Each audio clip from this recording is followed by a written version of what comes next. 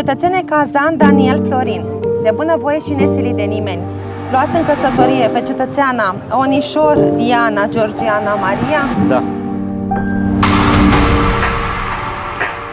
Cetățeana Onișor Diana Georgiana Maria, de bunăvoie și nesilită de nimeni, luați în căsătorie pe cetățeanul Cazan Daniel Florin. Da.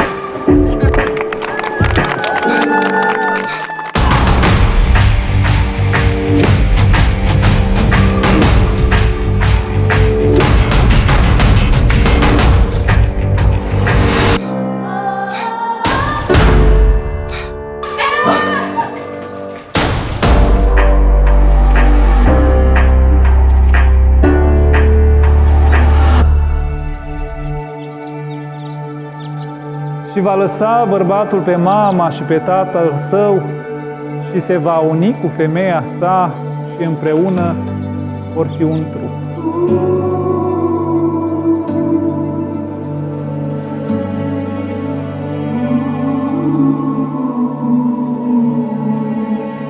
Cinstiți miri, distinși nași, drept măritori creștini, propriu zis, familia care astăzi voi ați întemeiat-o nu are decât la bază o singură cărămidă, cea a iubirii. Și de aici mai departe definim iubirea prin sinceritate, prin încredere, prin dragoste, unul față de altul.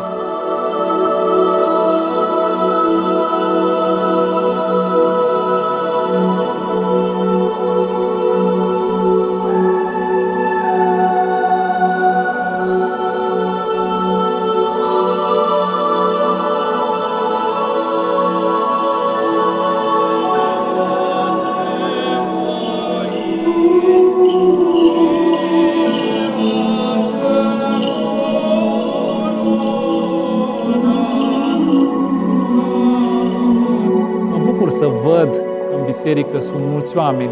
Asta înseamnă că îi iubiți foarte mult. Asta înseamnă că și dumneavoastră transmiteți la fel iubire multă față de prieteni și față de familie.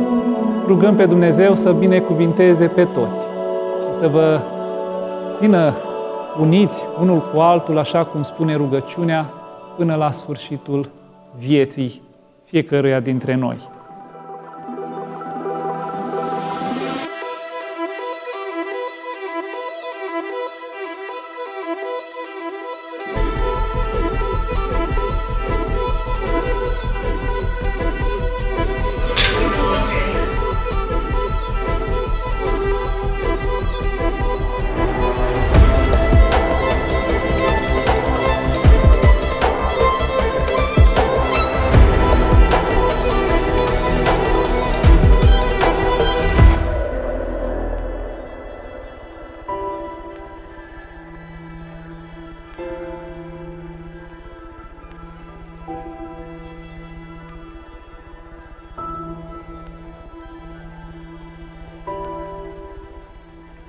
Dau gălăgie pentru ei, gălăgie și aplauze pentru mirii noștri.